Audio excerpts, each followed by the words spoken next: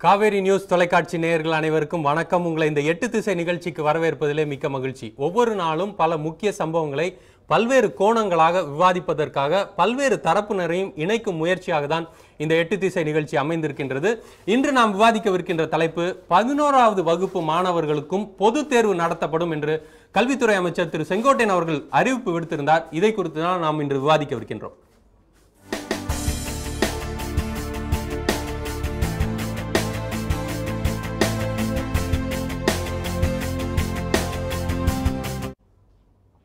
முழு ஆண்டு தேர்வு என்பது ஒரு வருட காலம் மாணவர் படித்ததை 3 மணி நேரம் அந்த பாடத்தில் எவ்வாறு அவர் படித்திருக்கிறார் என்றதை ஒரு சோதனை செய்வதுதான் இந்த முழு ஆண்டு தேர்வு என்பது.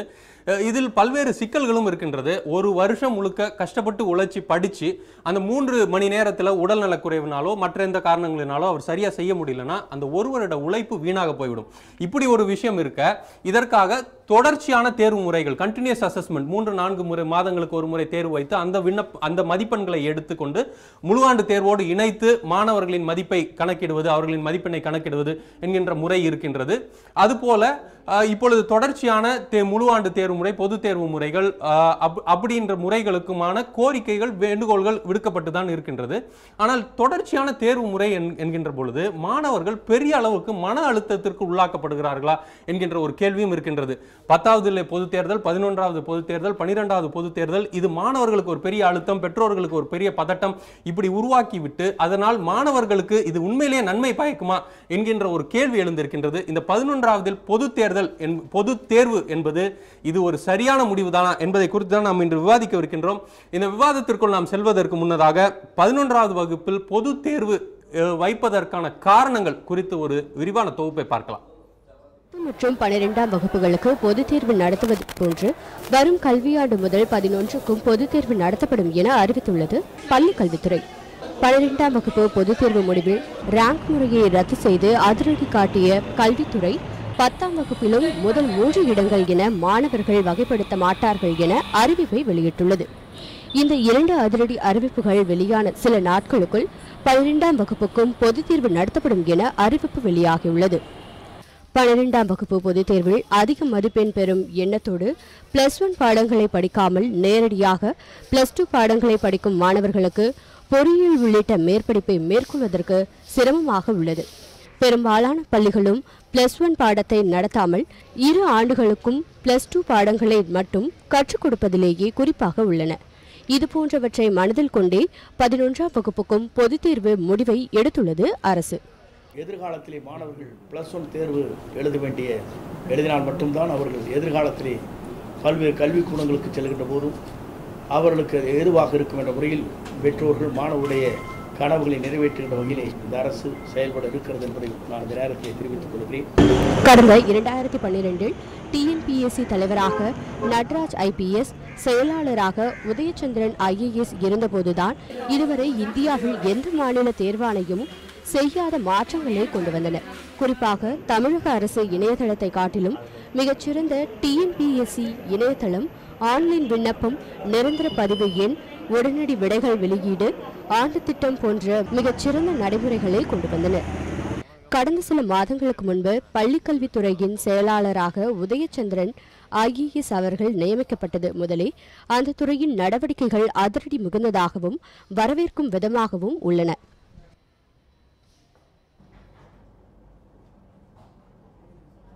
இந்த 11வது வகுப்பில் பொது தேர்வு நடத்துவதற்கான காரணங்கள் குறித்த ஒரு தொகுப்பை பார்த்தோம். தற்போது நம்மோடு இந்த விவாதத்தில் 3 விருந்தினர்கள் இணைந்திருக்கிறார்கள். திரு ரத்ன சபாபதி அவர்கள் கல்வியாளர், அவரை வரவேற்போம். வணக்கம். திரு பொன்னுதுரை அவர்கள் மனநல மருத்துவர், அவரையும் வரவேற்போம். மற்றும் வளர்மதி அவர்கள் பெற்றோர். வணக்கம். இவர்களை வரவேற்றதோடு நாம் இந்த விவாதத்திற்குள் செல்லலாம். திரு ரத்ன சபாபதி, ஒரு கல்வியாளரா நீங்க இதை வரவேற்கிறீங்களா அல்ல இதை எதிர்க்கிறீங்களா? இந்த கேள்வியை நான் ஏன் வைக்கிறேன்னா, 10ஆவதுல பொது தேர்வை ரத்து செய்யணும்ன்ற ஒரு கோரிக்கை இருக்குது. 12ஆவதுல அவர்களுக்கு மதிப்பெண் ரேங்கிங் போடக்கூடாது, மார்க் கொடுக்கக்கூடாது, கிரேடிங் சிஸ்டம் இருக்கணும், அவர்களுடைய அழுத்தத்தை குறைக்கணும்ன்ற ஒரு கோரிக்கை இருக்குது. அது செயல்படுத்துறாங்க. இந்த சூழ்நிலையில இது ஒரு திசையில போகும் பொழுது 11ஆம் வகுப்பு பொது தேர்தல்ன்றது ஒரு மாற்று திசை நோக்கி பயணிக்குதுன்றதுனால தான் இந்த கேள்வி கேட்கிறேன். அதாவது இந்த தேர்வு தேவையா இல்லையா என்பதை நாம் கவனிக்கும்போது இதனுடைய பின்னணியை வைத்து தான் நான் முடிவு கட்டணும். ஏன் திடீர்னு இந்த ஒரு மாற்றம் அரசு நிலையிலேயோ இல்லை கல்வித்துறை நிலையிலோ ஏற்பட்டது என்றால், அண்மை காலங்களில் எல்லோருக்குமே தெரியும். அதாவது இந்த நீட்டுங்கிற தேர்வு, அதில் மாணவர்கள் சரியாக எழுத மாட்டாங்க, நம்முடைய ஸ்டேட் சிலபஸ் சரியில்லை, சென்ட்ரல் சிலபஸ் தான் நல்லா இருக்குது அப்படிங்கிற ஒரு பிரச்சாரங்கள் எல்லா இடங்களும் நடந்தது. அதை வைத்துக்கொண்டு அங்கே அமைச்சர் கூட பேசும்போது மற்ற தேர்வுகளிலே கொண்டு இவர்கள் வருவதற்கு ஒரு இவரை ஆயத்தப்படுத்துவதற்காக இந்த மாதிரி தேர்வு முறை மாறுதுன்னு சொல்கிறாங்க. அந்த பின்னணியை நினைக்கும் போது அதுதான் நமக்கு சந்தேகமாக இருக்கிறது. அதாவது காரணமே இதுக்கு ஒரு அடிப்படையானது நீட் தேர்வு, அதுக்கடுத்தால இன்ஜினியரிங்க்கு ஒரு பொது தேர்வு வருது. இதையெல்லாம் வைத்துக்கொண்டு நாம் ஏதோ சிலபஸ் சரியாக இல்லைங்கிறது மாதிரியும், நம்முடைய மாணவர்கள் படிக்காதது மாதிரியும், மாணவர்களுக்கு ஆசை நடத்தாத அடிப்படை காரணம் தான் வந்து சரியா ஒரு சந்தேகத்தை ஏற்படுத்தும். நம்மளோட பாடத்திட்டத்தை வந்து நம்ம அப்கிரேட் பண்ணுன்றதுல மாற்று கிடையாது அப்படின்றதுனால அந்த காரணம் சொல்றது சரியில்லை. நடைமுறைப்படுத்துவதில் வேற முறையை கொள்ளணும். இந்த காரணங்கள் தான் உங்களுக்கு ஒரு சந்தேகத்தை ஏற்படுத்துன்னு சொல்றீங்க. பொன்னுத்துரை அவர்கள், நீங்க சொல்லுங்க, இந்த மாணவர்களுக்கு எப்படி எந்த அளவுக்கு ஒரு அழுத்தத்தை உருவாக்கும் நினைக்கிறீங்க? ஏன்னா சில ஆண்டுகளுக்கு முன்னால மருத்துவ படிப்புக்காக இருந்தாலும் சரி, இன்ஜினியரிங் பொறியியலுக்காக இருந்தாலும் சரி, நுழைவுத் தேர்வே கிடையாது தமிழ்நாட்டில். ஆனால் இந்த ஆண்டு நீட் தேர்வுன்ற ஒரு நுழைவுத் தேர்வு, அதுவும் தமிழ்நாடு பாடத்திட்டம் இல்லாமல் வந்து அது சிபிஎஸ்சி பாடத்திட்டத்தை பேஸ் பண்ணியான ஒரு தேர்வு வந்துருச்சு. திடீர்னு இப்போ 11ஆம் வகுப்புலையும் வந்து தேர்வு இருக்குன்றாங்க. அப்புறம் நுழைவுத் தேர்வுகள் இப்போ பொறியியலுக்கும் அகில இந்திய அளவிலான நுழைவுத் தேர்வுகள் வருவதற்கான வாய்ப்பு இருக்கு. இப்படி ஒரு குழப்பமான சூழ்நிலையில் மாணவர்களுடைய மனநிலை எப்படி இருக்கும்? அதாவது இப்போ இந்த நீட் தேர்வு வந்திருக்கு, அது நுழைவுத் தேர்வுன்னு நீங்கள் சொல்கிறீங்க. இப்போ ஏற்கனவே +2ல் இருக்கிற மார்க்கை வச்சு தான் மெடிக்கல் காலேஜ், இன்ஜினியரிங் காலேஜுக்கெல்லாம் மாணவர்கள் வந்து சேர்க்கப்பட்டிருக்காங்க இது வரைக்குமே. ஆமாம், இல்லை நுழைவுத் தேர்வு இருந்தது சில ஆண்டுகளுக்கு முன்னால், அது இல்லைன்னு சொல்ல முடியாது. நுழைவுத் தேர்வை தான் கன்சிடர் பண்ணணும். அதை அந்த மார்க்கை வச்சு தானே நீங்கள் செலக்ட் பண்ணுறீங்க. தனி நுழைவுத் தேர்வு இருந்தது. தனி நுழைவுத் தேர்வுன்னு இல்லாட்டி கூட, ஆல் இண்டியா லெவலில் இல்லாட்டி கூட, நம்முடைய மாநிலத்தை பொறுத்தவரையில் தமிழ்நாடு மாநிலம் மற்ற மாநிலங்கள்லையும் சில இதில் இருக்குது. அந்தந்த மாநிலத்தில் அந்த +2 மார்க்கை வச்சு தான் செலக்ட் பண்ணுறாங்க. ஸோ அந்த மார்க்கில் போட்டி நிறையா இருக்குது. மாணவர்களுக்கு மன அழுத்தம் வந்துடுது. அந்த +2ல் நம்ம குறைச்ச மார்க் எடுத்துருவோமோ, 99.9 எடுப்போமா, 99 எடுப்போமான்றதுல மன அழுத்தம் நிறையா வருது. அப்படி அந்த சூழ்நிலையை பார்க்கும்போது அவங்கள +1லேயே முதல்லையே அவங்கள கொஞ்சம் தயார் பண்ணிக்கிட்டோம்னா நல்லது தான். எடுத்ததையுமே ஒரு மிக அதிகமான மன அழுத்தத்துக்கு போகிறத விட கொஞ்சம் கொஞ்சமாக அவங்களுக்கு மன அழுத்தத்தை கொடுத்தோம்னா அது கிராஜுவல் எக்ஸ்போஷர், அது ஒரு வரைக்கும் நல்லது தான். நான் மன அழுத்தம் தான் கொடுக்குறோம் அப்படின்னு சொல்றீங்க. கொஞ்சம் கொஞ்சமாக கொடுங்க, எடுத்ததுமே ஏன் கொடுக்குறீங்க? அப்போ என்னந்தாலும் மன அழுத்தம் இருக்க தான் செய்யும். நீங்கள் அதிகமாக உடனே கொடுக்குறத விட கொஞ்சமாக அழுத்தம் கொடுக்கணும்னு சொல்றீங்க. அவங்களுக்கு கொஞ்சம் ஓரளவு தாங்கிறதுக்கான சக்தி இருக்கும், மன வலிமையும் கொஞ்சம் தேத்திக்கிடுவாங்க. வளர்மதி அவர்கள் ஒரு பெற்றோரா, மனநல மருத்துவர் அவர்கள் சொல்றாரு, அது என்னந்தாலும் அழுத்தம் தான், கொஞ்சமா கொடுங்க அப்படின்றாரு, கொஞ்சமா அடிங்கன்ற மாதிரி. இப்போ அவர்கள் எப்படி ஒரு பெற்றோரா உங்களுடைய மனநிலை எப்படி இருக்கு? இப்படி மாணவர்களோட பெற்றோர்களுக்கு மன உளைச்சல் ரொம்ப அதிகம். ஏன்னா மாணவர்களை வந்து இந்த தேர்வுக்கு தயார் பண்றதுல பெற்றோர்களுக்கு மன உளைச்சல் அதிகமா இருக்கு. அப்போ உங்களோட மனநிலை எப்படி இருக்கு? சார், நமது அரசு அறிவிச்சிருக்கின்ற இந்த சிஸ்டம் வந்து நான் வரவேற்கிறேன். ஏன்னா அவங்க பேசிக் ஃபண்டமெண்டலே வந்து +1ல் தான் படிக்கணும். அதாவது +2வோட ஃபண்டமெண்டல். அவங்க என்ன பண்ணுறாங்க, 10வது படித்து நல்ல மார்க் எடுத்தோடனே நம்ம +1 வேண்டாம், +1ல் கொஞ்சம் சந்தோஷமாக இருப்போம், +2ல் போய் படிச்சுக்கணும்னு நினைக்கிறாங்க. அப்படி பண்ணும்போது பேசிக் ஃபண்டமெண்டலே இல்லாத +2ல் போகும்போது அவங்க அதிகமான ப்ரெஷர், மன அழுத்தத்தை உருவாக்கும் போது அவங்க மக்கப் பண்ணி அதை எக்ஸாம் எழுதி +2 காலேஜ் போகிற சமயத்தில் அவங்களால அதை சாதிக்கவே முடியாத அளவுக்கு ஆகிடுது. இது மாதிரி சூழ்நிலை இது +1ல் இந்த காமன் எக்ஸாம் கொண்டு வந்தால் அவங்களுக்கு அதிகப்படியான ப்ரெஷர் இல்லாமல் கொஞ்சம் கொஞ்சமா கொண்டு வந்து வருவிச்சா இது ரொம்ப நல்லதுன்னு சொல்லுங்க. நுழைவுத் தேர்வு இருக்கிறதுனால அதை எழுத முடியல. 11ஆவது வகுப்பு பாடத்திட்டத்துல இருந்து நுழைவுத் தேர்வுல இருக்க கேள்விகள் வருது. அதனால அவங்க 11 படிக்கணும், 12 படிக்கணும், அதனால அவங்களுக்கு பொது தேர்வு வரணும்ன்றத உங்களுடைய கருத்தா இருக்கு. அது மட்டும் இல்லாம தமிழ்நாடு பாடத்திட்டமே உயர்த்தப்படணும்ன்றதுலயும் மாற்று கருத்து இருக்க முடியாது, அதையும் செய்யணும். தற்போது 11ஆவது வகுப்புல பொது தேர்வுகள் நடத்துவதற்கான சாதக பாதகங்கள் குறித்த ஒரு தொகுப்பை பார்க்கலாம்.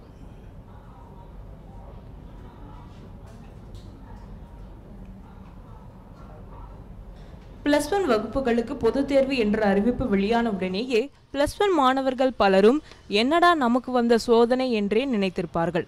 10ஆம் வகுப்பு பொதுத் தேர்வு முடித்தவுடன் +1இல் கொஞ்சம் ரிலாக்ஸா இருந்துட்டு +2வுக்கு தீயா வேலை செய்யலாம் என்று நினைத்து கொண்டிருந்தோம்.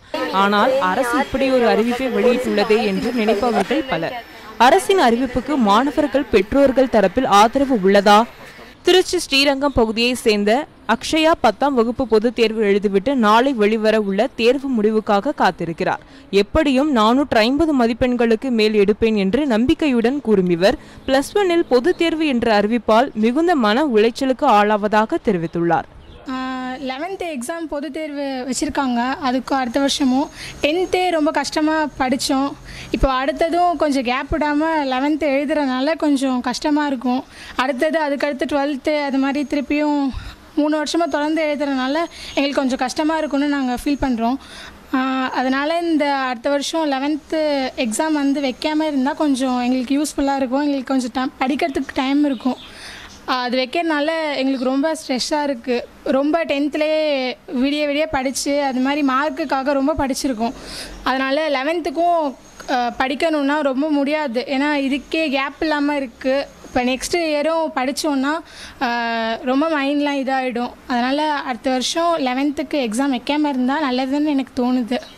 இப்போதுதான் 10ஆம் வகுப்பு பொதுத் தேர்வு எழுதி முடித்துள்ளோம். திரும்பவும் பொதுத் தேர்வு என்றால் நாங்கள் யாரிடம் சென்று முறையிடுவது என்று கெஞ்சுகிறார் அக்ஷயாவின் தோழியான மோகனப்பிரியா.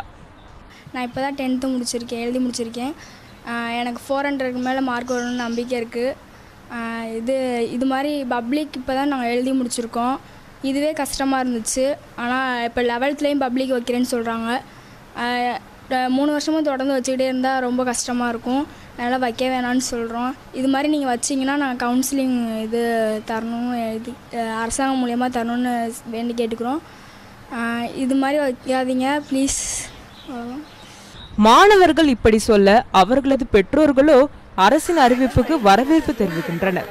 3 ஆண்டுகள் தொடர்ந்து பொதுத் தேர்வு என்பதால் மாணவர்கள் படிப்பில் முழு கவனம் செலுத்த முடியும் என்பது பெற்றோரது கருத்தாக உள்ளது. வரவேற்கிறோம். நாங்கள் 11வது நல்ல விஷயம்தான் எடுக்கிறது நல்லது தான். ஆனால் அதுக்கு 3 வருஷம் தொடர்ந்து வைக்கிற வாசி பிள்ளைங்களுக்கு நல்ல இதுதான் அது. அதனால் ஒன்றும் தப்பு இல்லை. கல்வியாளர்களின் கருத்தை அறியாமல் அரசு இத்தகைய முடிவை எடுக்க வாய்ப்பில்லை. மாணவர்களது நலனில் அரசு அக்கறை கொள்ளாமலா இருக்கும்? 8 திசை நிகழ்ச்சிக்காக திருச்சி செய்தியாளர் கந்த பழனி வேலுடன் திருக்குமரன். மாணவர்கள் பெரும்பாலும் 11ஆம் வகுப்புலையும் பப்ளிக் எக்ஸாமான்னு கதறதை தான் நம்ம பார்க்குறோம். ஒரு கல்வியாளராக நீங்கள் அதை எப்படி பார்க்குறீங்க? அவர்கள் மாணவர்களுக்கான அழுத்தம் வந்து நேரடியாக தெரியுது. இதில் நம்ம பாடத்திட்டத்தை உயர்த்துறதுக்கு பதிலாக மாணவர்களுக்கு நீங்கள் இன்னொரு தேர்வு எழுதுங்கன்னு சொல்கிறது படிப்பு என்பது யாருக்காக? மாணவர்களுக்காக. அப்போ அவர்களை சரிப்படுத்தலைன்னா அவர்களுடைய கருத்துக்கு மாறாக போகும்போது ஐயா சொன்ன மாதிரி ஸ்ட்ரெஸ் அதிகமாகும். ஆகையினால கவர்மெண்ட் எக்ஸாமுங்கிற ஒரு பூதத்தை காட்டிக்கிட்டு அவங்கள பயப்படக்கூடாது. அதை விட உள்நிலையிலே அந்த தேர்வுகளை தயார் பண்ணுகிற மாதிரி அந்த தேர்வுகளை சரியாக நெறிப்படுத்த வேண்டும். அதுதான் காரணம். அது இன்னொரு காரணம் பலர் சொல்கிறாங்க 11ஆவது வகுப்பில் பாடம் நடத்துறதில்ல அப்படின்னு. அது பல பள்ளிக்கூடங்களில் உண்மை இல்லை. இன்னொரு சின்ன ஒரு கேள்வி இருக்குது. இப்போ 10வது வகுப்பு வரைக்கும் நல்லா படித்தவர் 11ஆவது வகுப்பில் ஃபெயில் ஆகிறத பார்க்குறோம். ஏன்னா 10ஆவதுக்கும் 11ஆவதுக்குமே ஒரு பாடத்திட்டத்தில் ஒரு மாற்றம் நமக்கு தெரியும். ஏன்னா அப்போ தான் நம்ம டிவிஷன்ஸ் எடுக்கிறோம். அதாவது காரணம் நான் சொல்கிறேங்க. முதல்ல நீங்கள் பேசும்போது சொன்னீங்க ஏதோ பாடத்திட்டத்தில் குறைபாடு இருப்பது போலவும், அதாவது நம்ம குறைபாடு என்பது நீங்கள் ஏதோ ஒரு கம்பேரிட்டிவாக சொல்கிறீங்க. அதாவது சென்ட்ரல் கவர்மெண்ட், அதாவது சிபிஎஸ்இ தேர்வு முறையில் குறைபாடுன்னு எடுத்துக்கலாம். தேர்வு முறையில் குறைபாடு, தேர்வு முறையில் கூட குறைபாடுன்னு முழுமையாக சொல்ல முடியாது. நீங்கள் இன்னொரு தேர்வை அங்கே வச்சுட்டு இருக்கீங்க, நீட்டு அல்லது பொது தேர்வு மனசில் வச்சு மனப்பாடம் செய்கின்ற தேர்வு முறையில் மாற்றணும். அதாவது பொதுவாக நடுவணர் சம்பந்தப்பட்ட ஒரு தேர்வை மனசில் வச்சுக்கிட்டு நீங்கள் சரியாக பாடம் நடத்தலை அப்படின்னு சொல்கிறீங்க. அப்படி தான் சொல்கிறீங்க. அப்புறம் இன்னொன்று எல்லோரும் கேட்குறேன், மனப்பாடம் என்பது தேவையில்லை என்பது அல்ல. மனப்பாடம் வேணும், மனதில் சிலது தங்கணும். அந்த கால படிப்பெல்லாம் எப்படி இருந்துங்க? அப்படியே நிகண்டுகளையும் மகராதிகளையும் அந்த ஷேக்ஸ்பியர்லாம் அப்படியே பாராமல் படிப்பாங்க. அவங்களுக்கு அறிவு வளரலையா என்ன? ஆனால் அதை சோதிக்கின்ற நிலை இருக்கிறது அல்லவா, டெஸ்ட் பண்ணுற நிலை, அதில் மாற்றம் தேவை. ஏன்னா அந்த காலங்களில் ஏராளமான செய்திகள் வந்து கொண்டே இருக்கின்றன, தகவல்கள் ஏராளமாக வந்துக்கிட்டு இருக்கிற. அப்போ அவ்வளவு தகவல்களையும் நம்ம மனப்பாடம் பண்ண முடியாது. அப்போ மனப்பாடம் பண்ணணுங்கிற பழைய நிலையே இருந்ததுன்னா ஒரு ஸ்ட்ரெஸ் அதிகமாகும். ஆகையினால அதற்கேற்றவாறு கல்வியாளர்கள் சொல்லுகிறார்கள், அங்கே அறிதல், புரிதல், ஆளல், ஆற்றல், பகுத்தல், தொகுத்தல் என்ற 6 வகையான ஸ்டேஜ் இருக்குது. அந்த ஸ்டேஜில் அவனை அழங்க அப்படின்னு சொல்ல. அந்த ஸ்டேஜில் அளக்கிறதுக்கு வேணால் அதை செய்யலாமே தவிர மறுபடியும் அந்த பொது தேர்வை மையமாக வைத்துக்கொண்டு யார் இன்னொருத்தர் நடத்துறத மத்திய அரசு தேர்வு, மத்திய அரசு பாடத்திட்டம், மத்திய அரசு தேர்வு அதை நீங்க அளவுகோலாக வைத்துக் கொள்ள வேண்டாம். செயல்படக்கூடாது. சரியில்லை, அது சரியே இல்லை. இல்ல இதுல எனக்கு இன்னும் ஒரே ஒரு கேள்வி என்னன்னா, ஆல்பர்ட் ஐன்ஸ்டீன் ஒரு முறை வந்து ஒரு சாதாரணமான ஒரு சயின்டிபிக் ஃபார்முலா கேட்டதுக்கு எனக்கு தெரியலன்னு சொல்லிட்டாராம். இது கூட உங்களுக்கு தெரியலன்னு கேட்டதற்கு அவர் வந்து இல்ல தேவையில்லாததெல்லாம் நான் மனசுல வச்சுக்கிறது இல்ல, அப்ப மனப்பாடம் பண்ண வேண்டியதுக்கான அவசியம். அவர் சொன்னது ரொம்ப சரி. இப்போ எனக்கு பாரதியார் பாடம் தெரியாதுங்க, எனக்கு பாரதியார் கேட்டால் தெரியாது. வேணும்னா நான் ஒன்று லைப்ரரியிலேருந்து எடுத்து ரெஃபர் பண்ணிக்கிறேன். முன்னால் லைப்ரரியில் இருக்காது, அதனால் எல்லாம் மனப்பாடம் பண்ணாங்க. அதனால் மனப்பாடம் தேவையான அளவுக்கு தேவையான, அதாவது எந்த இடத்துல என்ன பாரதியார் கவிதையில் இந்த வரி இந்த பகுதியில் இருக்கும் அப்படின்னு தெரிஞ்சா எனக்கு போதும்.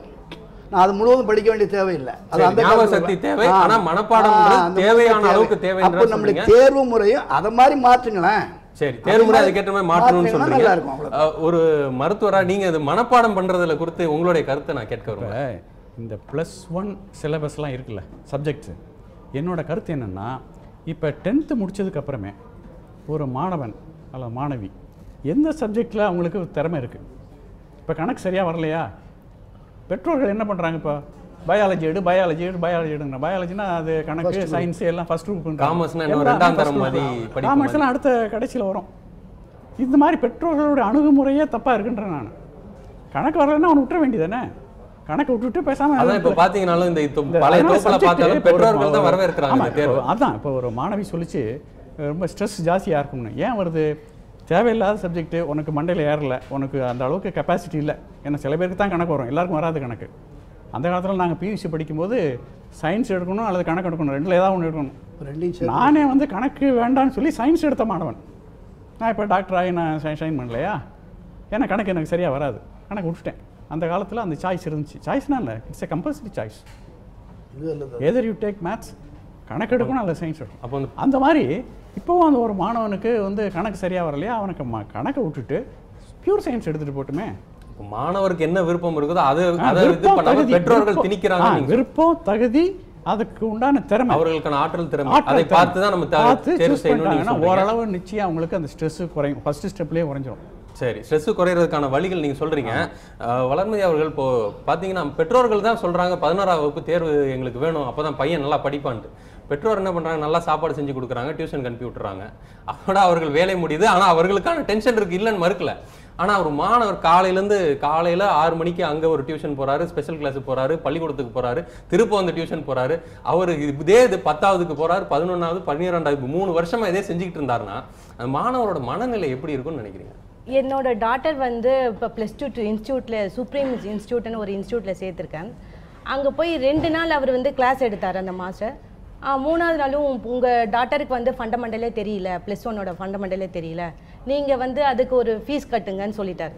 இதனால பாதிக்கப்பட போறது நாங்க தான். நீங்க அந்த ஒரு ஃபீஸ் கட்டுற நிறுவனங்கள் பேர் நம்ம எடுக்க வேண்டாம். இல்ல நம்ம வந்து அதாவது நீங்க என்ன சொல்றீங்கன்னா, உங்களுக்கு அது அதிகப்படியா ஃபீஸ் கட்ட வேண்டியது நிலைமை வந்துட்டனால நீங்க வந்து மாணவர்கள் படிக்கணும். என்னால முடியறது நான் கட்டறேன், அது ஒரு பக்கம். இல்ல நீங்க இன்னொரு யோசிச்சு பாருங்க, இன்னொரு வித்தியாசமா யோசிச்சு பாருங்க. 12ஆவதுக்கு நீங்க டியூஷன் சேர்த்தீங்க, ஏன்னா 11ல பொது தேர்வு இல்ல. இப்ப 11 பொது தேர்வு இருந்தா 11க்கு நீங்க சேர்த்துக்கணும் டியூஷன். அப்படி கிடையாது.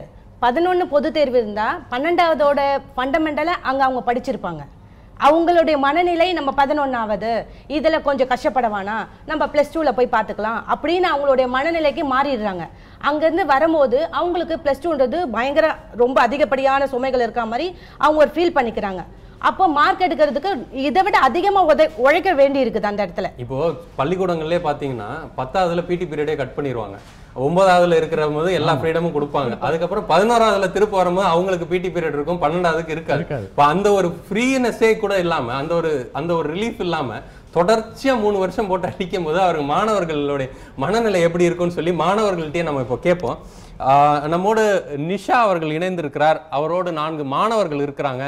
மாணவர்களின் கருத்தை கேட்க இருக்கிறார். நிஷா, இது உங்களுக்கான நேரம். இன்னைக்கு வந்து +1 பொது தேர்வு குறித்த தலைப்பில் நாம் இப்போ பேசிகிட்டு இருக்கோம். நம்ம இடையே இப்போ 4 மாணவர்களும் 4 பள்ளி மாணவர்களும் இணைந்திருக்கிறாங்க. அதில் 2 பேர் வந்து இந்த தேர்வை வந்துட்டு ஆதரிக்கிறவங்க, மற்ற 2 பேர் வந்து இந்த தேர்வை வந்துட்டு எதிர்க்கிறவங்க. ஸோ நீங்கள் சொல்லுங்கள், நீங்கள் ஆதரிக்கிறதுக்கான ஸ்ட்ராங்கான ரீசன் என்னவா இருக்கும்? ஏன்னா ஏற்கனவே வந்துட்டு 10th நீங்கள் ரொம்ப ஹார்டாக படித்து அப்புறம் தான் நீங்கள் 11th போயிருப்பீங்க. நீங்கள் 10th படிக்கும்போது கூட நிறைய பேர் வந்து என்ன சொல்லுவாங்கன்னா, இந்த ஒரு வருஷம் மட்டும் நான் நல்லா படிச்சிட்டேன் அப்படின்னா அடுத்த ஒரு வருஷம் நான் நல்லா என்ஜாய் பண்ணிட்டு அதுக்கப்புறம் 12th படிக்க ஆரம்பிக்கலாம் அப்படின்னு தான் சொல்லுவாங்க. இந்த சூழ்நிலையில் இப்போ 11th இப்போ பொது தேர்வு அப்படின்னு வந்திருக்கிறத நீங்கள் எப்படி பார்க்குறீங்க? நீங்கள் ஆதரிக்கிறதுக்கான காரணம் என்ன? ஆக்சுவலாக வந்து 10th வந்து நாங்கள் கஷ்டப்பட்டு தான் படிச்சுட்டு தான் வந்தோம். பட் 11th வந்து லைக் பேசிக் தெரிஞ்சால் தான் ஒரு 12th போய் இது பண்ண முடியும். 12th வந்து பேசிக்கே தெரியாமல் ஓகே எல்லாமே மனப்பாடம் பண்ணிட்டு போயிடலாம் அப்படின்னு நினச்சோன்னா காலேஜில் போய் ரொம்ப சஃபர் ஆகும். நம்ம காலேஜில் ஒன்றுமே தெரியாது. பட் 11th நம்ம பேசிக் இப்போ ஒரு அக்கௌண்ட்ஸுக்கும் பிஸ்னஸ் மேக்ஸுக்கும் வந்து பேசிக் தெரிஞ்சால் தான் 12th போய் அதை அப்ளை பண்ண முடியும் அந்த பேசிக்ஸ்லாம். இப்போ அக்கௌண்ட்ஸுக்கு இப்போ ஜேர்னல் போஸ்ட் பண்ணணும்னா அது வந்து நம்ம பேசிக்காக தெரிஞ்சுக்கணும். பட் சில ஸ்கூலில் பேசிக்காக சொல்கிறாங்க, பட் சில ஸ்கூலில் அது வந்து 12th வந்து லைக் 11th வந்து பேசிக்காகவே எடுத்துக்கிறது, 12th டேரெக்டாக சொல்லித்தராங்க. ஸோ அதனால வந்து பேசிக்ஸ் முக்கியம், 11th முக்கியம் நான் நினைக்கிறேன். ஸோ இப்போ இந்த சைடில் வந்துட்டு நம்மள இந்த தேர்வை வந்துட்டு எதிர்க்கிறவங்க இருக்கிறாங்க, அவங்க கிட்ட கேட்கலாம். இப்போ வந்து இவங்க என்ன சொல்கிறாங்கன்னா, பேசிக்ஸ் வந்து ரொம்ப முக்கியம். ஆனால் நிறைய ஸ்கூல்ஸில் வந்து இப்போ 11th சப்ஜெக்ட்ஸை வந்து ஸ்கிப் பண்ணிவிட்டு 12th சப்ஜெக்ட்ஸ் வந்து டைரெக்டாக சொல்லிக் கொடுக்குறாங்க. ஸோ இவங்களோட பாயிண்ட் பார்த்தீங்கன்னா வந்துட்டு பேசிக்ஸ் முக்கியம் அப்படின்னு சொல்கிறாங்க. இதை நீங்கள் எப்படி பார்க்குறீங்க? இல்லை, இந்த 3 வருஷம் 10th 11th 12th வந்து 3 வருஷமே தொடர்ந்து பப்ளிக்னா கொஞ்சம் கஷ்டம் தான். அது சொல்கிறப்பே பயமாக தான் இருக்குது. ஸோ இதுக்கு வந்து நம்ம 11th தான் கொஞ்சம் ஃப்ரீனஸ் கிடைக்குது. ஆனால் அதில் வந்து இம்பார்ட்டன்ட் போர்ஷன் இருக்குதுன்னு சொல்கிறாங்க. அது இம்பார்ட்டன்ட் போர்ஷன் இருந்தால் அதை நம்ம நல்லா படிக்கணும்.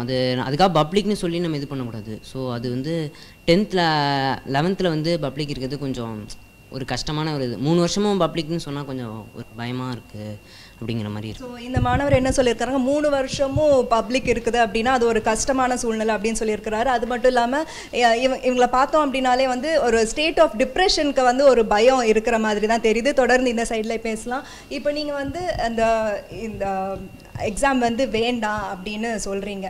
ஆனால் இப்போது இந்த எக்ஸாம்ஸோட சில பாசிட்டிவ் சைட்ஸும் இருக்குது. அதை பற்றி உங்களுக்கு எதுவும் ஐடியா இருக்கா? ஓகே, இந்த இப்போ +1 வந்து உங்களுக்கு எக்ஸாம்ஸ் நீங்கள் பாஸ் ஆகுதோ இல்லையோ வந்துட்டு you will be put in 12th. ஆனால் இப்போ சில ஸ்கூல்ஸில் வந்து 11th வந்துட்டு பாஸ் ஆகலை அப்படின்னா 12th போகவே விட மாட்டாங்க. ஸோ இந்த நிலையை நீங்கள் எப்படி பார்க்குறீங்க? பார்த்தாலும் 10th வந்து சும்மா ஸ்ட்ரிக்டாகவே இருக்காங்க, கோச்சிங் வைக்கிறாங்க. அதை வந்து டென்ஷனாக எடுத்துக்கிட்டு 11th ஃப்ரீயாக இருக்கலாம் தான் நினைக்கிறோம் எல்லோரும். இப்போ 11th பப்ளிக் வச்சா ஒரு மாதிரி கடுப்பாக இருக்குது ரொம்ப. அது வந்து 10th வந்து கோச்சிங்லாம் வச்சிடுறாங்க ரொம்ப. 11th வந்து கோச்சிங் வச்சு எக்ஸாம் வச்சா அது கொஞ்சம் கஷ்டமான விஷயம். ஓகே, இதை நீங்கள் எப்படி பார்க்குறீங்க? கண்டினியூவஸ் கோச்சிங் அப்படிங்கிறது வந்துட்டு அவங்க வந்துட்டு கொஞ்சம் கஷ்டமாக ஃபீல் பண்ணுறாங்க. ஏன்னா யாராக இருந்தாலுமே வந்துட்டு work while you work, play while you play அப்படின்னு ஒரு தாட்டும் சொல்லுவாங்க. ஸோ அவங்க வந்துட்டு கண்டினியூவஸ் படிப்பு அப்படிங்கிறது வந்துட்டு கொஞ்சம் ஒரு கஷ்டமான ஒரு விஷயமாக தான் பார்க்குறாங்க. இதுக்கு நீங்கள் உங்களோட ரியாக்ஷன்? நான் இப்போ 12th எக்ஸாம் எழுதிருக்கேன். அது 3 சப்ஜெக்டில் ஃபெயில் ஆகிட்டேன். 11th பேசிக் எல்லாத்தையும் கற்றுந்தான். நான் 12th இப்போ நல்லா மார்க் ஸ்கோர் பண்ணியிருப்பேன். அதனால் 11th நான் ஜாலியாக விட்டுட்டேன் எல்லாத்தையும். மார்க்லாம் ஸ்கோர் பண்ணல. இப்போ நான் 3 சப்ஜெக்டில் ஃபெயிலு. இப்போ வந்து சுப்ரீம் அகாடமியில் வந்து இப்போ இது பண்ணியிருக்கேன். அதனால் 11th இப்போ எக்ஸாம் வச்சா நல்லதாக இருக்கும். ஸோ இப்போதைக்கு நம்ம கூட இணைஞ்சிருக்கிற இந்த பள்ளி மாணவர்களோட ரியாக்ஷன்ஸ்லாம் நம்ம கேட்டால் அதில் வந்துட்டு பாதி பேர் வந்துட்டு அவங்களுக்கு இந்த எக்ஸாம்ஸ் தேவை அப்படின்றாங்க, மீதி பேர் வந்துட்டு அவங்களுக்கு தேவையில்லைன்றாங்க. அவங்களோட பதிலுக்கான ரீசன் அதையும் வந்துட்டு நம்ம கிட்ட தெளிவாக சொல்லியிருக்காங்க. தமிழினியன், நன்றி நிஷா. உங்களுடைய மாணவர்களுடைய கருத்தை கேட்டறிந்ததற்கு மிக்க நன்றி. தற்போது மாணவர்களுடைய கருத்து, இன்னும் மற்ற பிற மாணவர்களுடைய கருத்தை நாம் காவேரி நியூஸ் தொலைக்காட்சி மூலமாக நாம் அவர்களுடைய கருத்தை கேட்டறிந்தோம். தற்போது அவர்களது கருத்தை பார்க்கலாம். பெரிய டிராபேக் என்னன்னு பார்த்தீங்கன்னா சிலபஸ் கவர் பண்ணுறது. 10th சமச்சீர் முடிச்சுட்டு +2 மெட்ரிக் அட்டன் பண்ணும்போது எங்களுக்கு வந்து அந்த போர்ஷன்ஸ் வந்து எங்களால் இது கவர் பண்ணிக்க முடியல. 10th மெட்ரிக் பண்ணிவிட்டு +1 +2 ரெண்டுமே மெட்ரிக் பண்ணும்போது it's different. Before 2 years or 3 years அதெல்லாம். பட் இப்போ சமச்சீர்ன்றவர் வந்துட்டு இப்போ மெட்ரிக் கவர் பண்ணும்போது அதோட சிலபஸும் சரி எல்லா பேசிக்லேருந்து எங்களுக்கு வந்து ரொம்ப கஷ்டமாக இருக்குது. ஸோ +1 ஃபுல்லாக அதை கற்றுக்கும் போது +2 தான் எங்களால் அட்டன் பண்ண முடியுது. அப்போ +1 நாங்கள் பப்ளிக் எழுதணும் அப்படின்னு ஒரு கம்பல்ஷன் வந்துச்சுன்னா எங்களால் அரைக்குறையாக தான் அந்த பப்ளிக் எழுத முடியும். ஸோ அதுலேயே கிட்டத்தட்ட வந்து 40% மேலே ஸ்டூடெண்ட்ஸ் வந்து ஆட்டோமேட்டிக்காக ஃபில்டர் ஆகிடுவாங்க. படித்து எழுதுவாங்க தவிர்த்து அவங்களுக்கு வந்து அந்த நாலேஜ்ன்றது சுத்தமாக கிடைக்காது.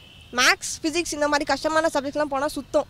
ஸோ நீட் வைக்கணும் அப்படின்றதுனால நீங்கள் இப்படி பண்ணுறீங்கன்னா ஸ்டேட்டோட பேரை காப்பாற்றுறதுக்காக மட்டும் இல்லாமல் கொஞ்சமாச்சு ஸ்டூடெண்ட்ஸ்க்காக யோசிக்கணும். ஸ்டூடெண்ட்ஸ்க்காக யோசித்தால் மட்டும்தான். இப்போது நம்ம தமிழ்நாடு பார்த்திங்கன்னா மற்ற ஸ்டேட்ஸ் ஆந்திரா விட கேரளா விட ரொம்ப ட்ராபேக்கில் தான் இருக்கும். அவங்களோட சிலபஸ், அவங்களோட சிஸ்டம்ஸ் கம்ப்ளீட்டாகவே வேறு.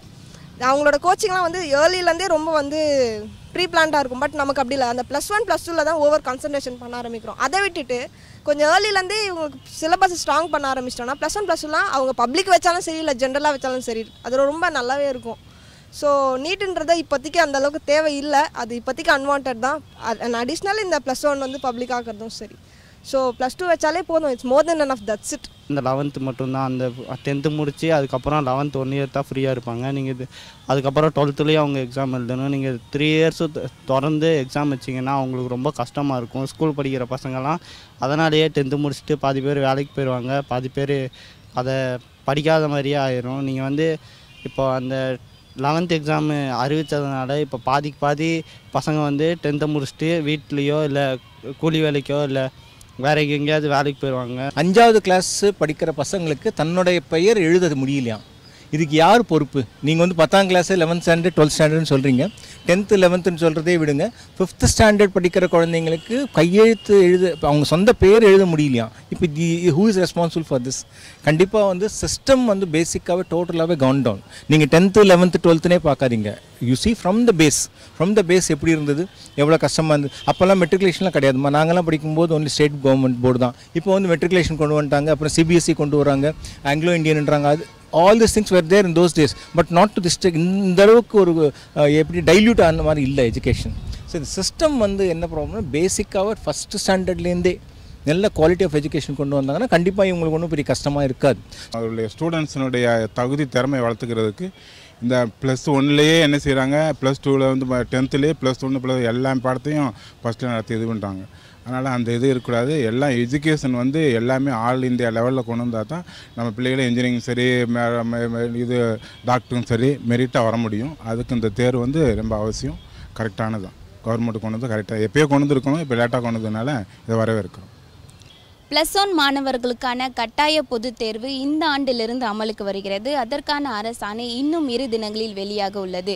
அதை குறித்து பெற்றோர்களிடையும் மாணவர்களிடையும் அதிருப்தியும் திருப்தியும் ஏற்பட்டுள்ளது. இது எந்த அளவுக்கு சாத்தியமாகும் என்பதை பொறுத்திருந்துதான் பார்க்க முடியும். காவேரி நியூஸ் செய்திகளுக்காக ஒளிப்பதிவாளர் சுரேஷுடன் செய்தியாளர் பிரியங்கா. மாணவர்கள் மற்றும் கல்வியாளர்களோட கருத்தை நம்ம கேட்டோம். தற்போது மருத்துவர் பொன்னுதுரை, இப்போ நீங்கள் மாணவர்கள் பேசும்பொழுது ஒரு தெளிவை நம்மளால் பார்க்க முடியுது. அவர்கள் வந்து எங்களுக்கு இதுக்கு முன்னாடி இருக்கிற ஒரு 20 ஆண்டுகளுக்கு முன்னால் மாணவர்கள் எப்படி பேசுவாங்கன்னா, அப்பா சொல்லிட்டாங்க, அம்மா சொல்லிட்டாங்க, நல்லா படித்தாதான் நாங்கள் வாழ்க்கையில் முன்னேற முடியும்னு சொல்லிட்டாங்க, அதனால் தேர்வு வேணும் அப்படின்ற ஒரு கருத்தை சொல்லுவாங்க. ஆனால் இப்போ இவர்கள் சொல்கிறாங்க, இல்லைங்க எங்களுக்கு ஸ்ட்ரெஸ்ஸாக இருக்குது, எங்களை விட்டுருங்க அப்படின்ற அளவுக்கு ஒரு தெளிவாக பேசுகிறாங்க. அப்போ இந்த தெளிவு இருக்கும் பொழுது அப்போ நீங்கள் சொன்னது மாதிரி தொடர்ச்சியாக 3 வருஷம் அவர்களுக்கு தேர்வு வச்சாதான் அவர்கள் ஒருவேளை பக்குவப்படுவாங்கன்ற நிலைமை தேவை இல்லையோ? ஒருவேளை மாணவர்களே இந்த அளவுக்கு தெளிவு இருக்குமோ, அவர்களுக்கு என்னத்துக்கு பக்குவப்படுத்துறதுக்கு இன்னொரு தேர்வு? அது என்னென்னா, மாணவர்களுக்கு வந்து இந்த ஸ்டேஜில் அவங்களுக்கு எதிர்காலத்தை பற்றி அவ்வளோ தெரியாது. இன்னும் ஒரு 10 வருஷம் கழிச்சு அல்லது அவங்க ஒரு IAS இதுக்கு ஒரு இன்டர்வியூக்கு போகும்போது அவங்க நாலேஜ் எப்படி இருக்கும் அப்படிங்கிறத அவங்களுக்கு அந்த நேரம் தான் அவங்க ஃபீல் பண்ணுவாங்க. ஸோ அவங்கள நம்ம தேர்த்துறது நம்முடைய முதியோர்களோட கடமை, பெற்றோர்களோட கடமை, கல்வியாளர்களோட கடமை. அவங்களுக்கு என்னென்ன தேவைங்கிறத நம்ம அவங்களுக்கு பக்குவமாக எடுத்து சொல்லி இது பண்ணணும். என்னோட இன்னொரு கருத்து என்னென்னா, இப்போ இந்த 9th ஸ்டாண்டர்ட் 10th ஸ்டாண்டர்டில் இருக்கிற சிலபஸ் இருக்குது பாருங்கள், அதே 11th இதுக்கும் என்ன வித்தியாசம் இருக்குதுன்னு பார்க்கணும். இப்போ சில பேர் என்ன சொல்கிறாங்க, இப்போ சமச்சீர் கல்வி வந்ததுக்கப்புறம் சயின்ஸ்லேயோ ஒரு சில சப்ஜெக்ட்ஸ்லேயோ ரொம்ப ஸ்டாண்டர்ட் கம்மியாக இருக்குதுன்னு சொல்கிறாங்க. ஸோ அப்படி ரொம்ப கம்மியாக படிக்கும்போது இவங்களுக்கு திடீர்னு 11th போய் சப்ஜெக்ட் ஜாஸ்தி ஆகணும்னு அவங்க ரொம்ப அதிர்ச்சி அடைகிறாங்க. +2 போய் அதிகமான சப்ஜெக்ட்ஸ் படிக்க தேவை இருக்கும்போது ஏற்கனவே 10th தான் அவங்க ரொம்ப குறைச்சி தானே படிச்சிருக்கிறாங்க. அந்த ஸ்டாண்டர்ட் சரியில்லைல்ல, அதனால அவங்களுக்கு ரொம்ப ஒருவேளை 10th அதிகப்படியான பாடங்கள் படிக்கிறாங்க. ஏன்னா ஹிஸ்ட்ரி, ஜியாகிரபி போன்ற பாடங்கள் இருக்காங்க. அது 11வது போகும்போது இல்லை. அப்போ இருக்கிற பாடங்களும் ஆழமாக படிக்கிறது ஒருவேளை அது சரியாக தானே இருக்குதா இல்லையா? அது கொஞ்சம் அதை மாற்றி அமைக்கணும்னு நான் நினைக்கிறேன். இந்த நமக்கு 9th 10th சிலபஸையே மாற்றி அமைக்க வேண்டியது இருக்கும்னு நினைக்கிறேன். அதுலயே பாடத்திட்டத்தை கீழ இருந்தே மாற்றணும். நீங்க கீழ இருந்தே மாற்றணும். சரி, ஏற்கனவே சொன்னது போல ஒரு கிராஜுவல் எக்ஸ்போஷர்.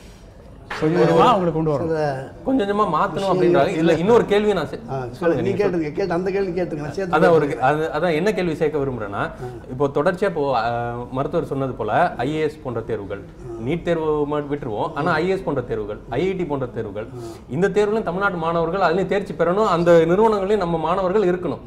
அப்போ அதற்கு இந்த பாடத்திட்ட முறையை ஒரு ஒழுங்குமுறைப்படுத்தணும். அது மருத்துவர் சொல்றது போல கீழே இருந்தே கொண்டு வரணும், சீக்கிரமே 6வது 7வதுலேருந்தே பாடத்திட்ட முறை மாற்றி வரணும்னு சொல்றாரு. உங்களுக்கு அதாவதுங்க, கொஞ்சம் வரலாறை திரும்பி பார்க்கணும். கல்வியில் நம்முடைய எஸ்எஸ்எல்சின்னு ஒன்று இருந்தது இல்லைங்களா, நம்முடைய அதாவது 6 எஸ்எஸ்எல்சி இப்போவும் இருக்குது.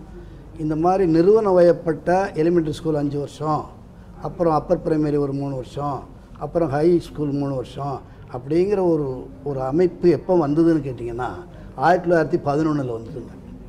அதிலிருந்து 61 வரைக்கும் அந்த சிஸ்டத்தில் மாற்றமே கிடையாது. ஆண்டுகளில் அப்படியே இருந்த சிஸ்டத்தில் இதில் மாற்றம் வேணும்னு நினச்சி இந்த வருஷங்கள் அங்கே தூக்கி போடுறது இங்கே தூக்கி போடுறதுன்னு மாற்றினாங்க. 61 சி சுப்பிரமணியம் கல்வி அமைச்சராக இருக்கும்போது அப்போ தான் நமக்கு பிரச்சனையே வந்ததுங்க. அது மாற்றங்கள் வருஷங்களில் மாற்றும்போது இந்த சிலபஸில் சில குளறுபடிகள் வந்தது. இப்போ சிலபஸுகள் குளறுபடி வந்த பிறகு இன்னும் என்ன பண்ணாங்க, நமக்கு அங்கே ஒரு போட்டி இந்த மெட்ரிகுலேஷன் ஒரு ஸ்கூல் இருந்ததுங்க, அதை ஒரு மெர்ஜ் பண்ணாங்க. மெட்ரிகுலேஷன் ஹைஸ்கூலோட நம்முடைய ஹையர் செகண்டரியோட மெர்ஜ் பண்ணாங்க. யூனிவர்சிட்டி அதை வேண்டான்னு விட்டுட்டாங்க. அப்போ என்ன பண்ணாங்க, அப்போ ஹையர் செகண்டரி மெட்ரிகுலேஷன் போது மெட்ரிகுலேஷன் பள்ளிகள் அதிகமாக வந்தது. அப்போ மெட்ரிகுலேஷன் பள்ளிகள் அதிகமாக வரும்போது அவர்கள் அது வணிகமயமான பள்ளிகள், அதாவது தன்னாட்சி அதாவது சுயநிதி பள்ளிகளாக அவை இருந்தன. சுயநிலை பள்ளிகளாக இருக்கும்போது அவர் வணிக நோக்கம்தான் முக்கியமாக இருந்தது. ஆகவே அவர்கள் என்ன செய்தார்கள், மற்றதெல்லாம் சரியில்லை, அவங்களுக்கு இங்கே ஆங்கிலம் இருக்குது மற்றது ஆங்கிலம் இல்லை அப்படிங்கிற ஒரு பொய்யான பிரச்சாரத்தை ஏற்படுத்தினார்கள்.